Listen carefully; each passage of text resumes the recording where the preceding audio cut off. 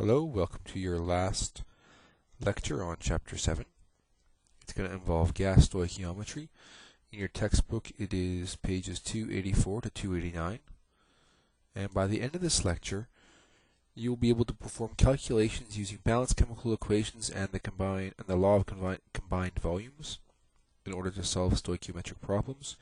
You'll also be able to perform calculations using balanced chemical equations and the ideal gas law in order to solve stoichiometric problems as well. So, we've seen this slide before, and we've looked at how to use our molar mass formula. We've looked at how to use our solutions formula, and now we're going to start applying our ideal gas law formula in order to find the number of moles for a substance involved in a stoichiometric reaction. So, with gas stoichiometry, it's pretty much the same as gravimetric or solution stoichiometry. Some problems are actually easier because of the law of combined volumes. And we learned about this in our gases chapter.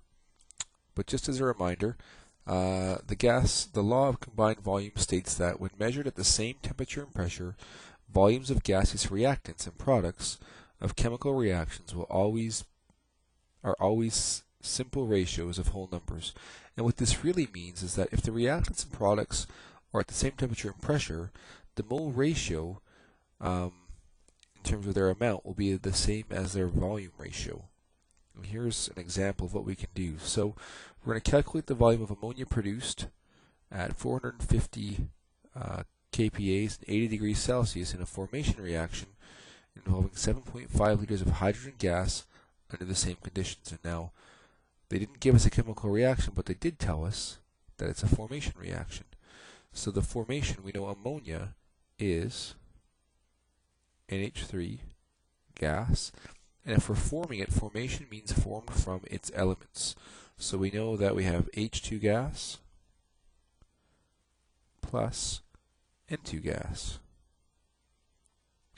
And when we balance our chemical equation, we are going to need a 2 and a 3. That balances our hydrogens, and that also balances our nitrogens. So there's our balanced chemical equation. And now we'll put in the things that we know. We know that we have a volume of hydrogen gas, so the volume is equal to 7.5 liters. And we know that the whole reaction is under the same conditions. And so based on this, we don't even need to use any of the information in the question. All we have to say is that the volume of NH3 gas is equal to the volume of hydrogen gas times our mole ratio, or our volume ratio in this case. So the volume of our unknown, or we can go with the moles of NH3 over the moles of H2. And because we're having the same conditions for our reactants and products, we just use our molar coefficients from the reaction. So times 2 over 3, and we get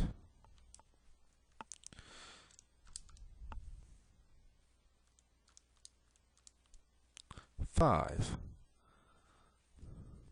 And we have 2 sig digs, so 5.0 liters. So there's the volume of ammonia produced from 7.5 liters of hydrogen gas. And it's nice and easy because we have the same conditions for our reactants and products. We'll try another one.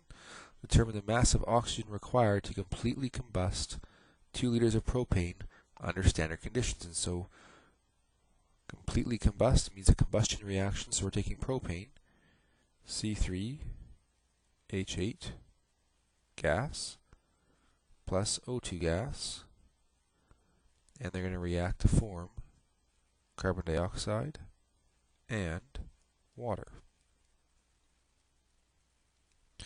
And everything's being measured under standard conditions, so we know that the volume of propane is 2.0 liters. And we're trying to find a mass of oxygen required. So we're looking for a mass. And so we can't find the mass directly, but we can find the volume. And once we find the volume, we can use our ideal gas law to find out the mass. So the first thing we're going to do is we need a balanced chemical reaction. Look at that. Putting the cart before the horse. I'm going to put a 3 there to balance my carbon dioxides. To balance my hydrogens, I'm going to need a 4. And that gives me 6 oxygens and 4 oxygens from the water, so we need a total of 10. So a 5 out front. And now we can find the volume of O2. It's going to be equal to the volume of C3H8 times our mole ratio. So the moles of O2 over the moles of C3H8, and we end up with 2 times 5 over 1, which will give us 10. And we only need 2 sig digs, so we can leave it as 10 liters. And now that we have the volume, we're going to use our ideal gas law, so we're going to use PV is equal to nRT to find our mass. And we're going to do that using mass over molar mass times RT.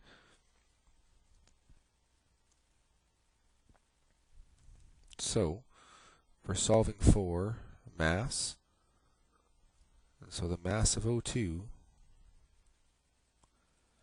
is equal to PV times molar mass over RT, and we're under standard conditions, so if we need to, we can check our data booklet, and with standard conditions we know that the pressure is 100 kilopascals. Our volume is 10 liters. Our molar mass for oxygen is 32 grams per mole.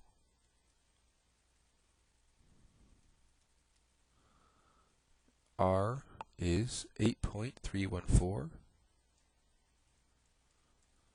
And the temperature is 298.15 degrees Kelvin, or 15 Kelvin.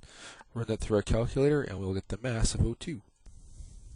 Once we run it through, we get 12.9, or 13 grams. That's the mass of O2 required to react all of our propane.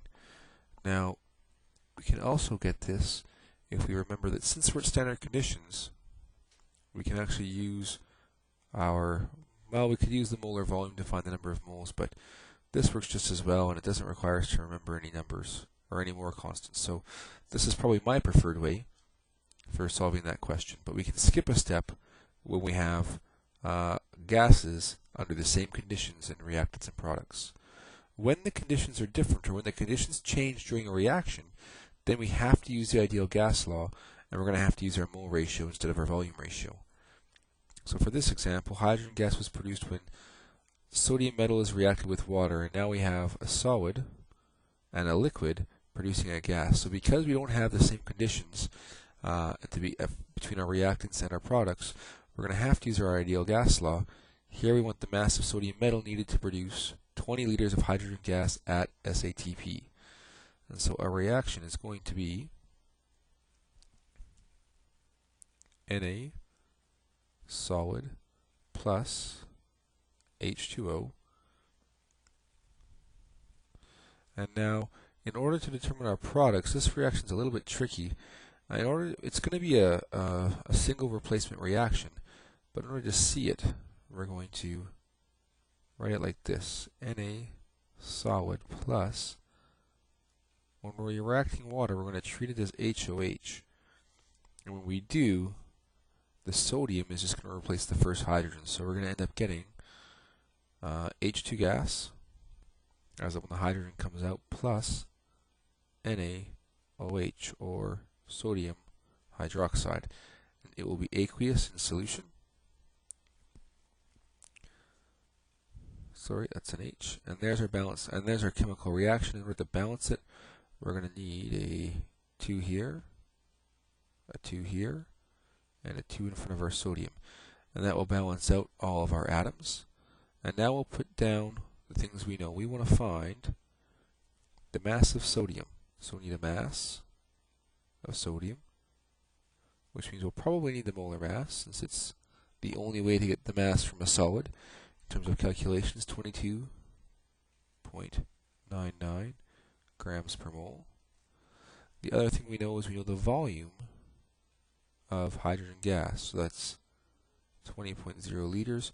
We also know that it's at SATP. So that way we know what pressure and what temperature to use for our calculations.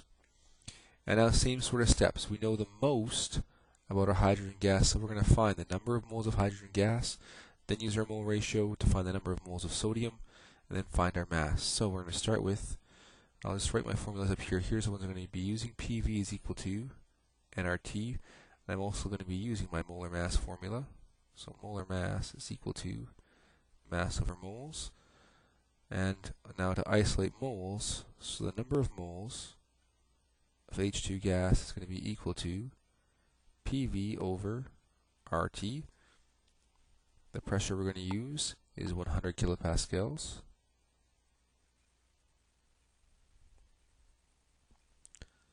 Times the volume, 20 liters, over 8.314, times our temperature of 298.15 Kelvin.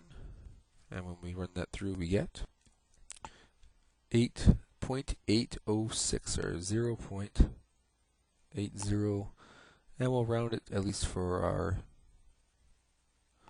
handwritten work. So there's the number of moles of H2. Next we find the number of moles of sodium metal, and we get 0.807 moles per liter, or moles, times our mole ratio, which is going to be 2 to 1.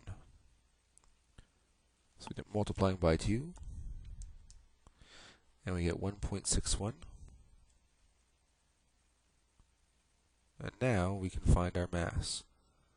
So again, just because we have a gas on one end doesn't mean we can't work with our molar mass formula, or if we needed to, a concentration formula.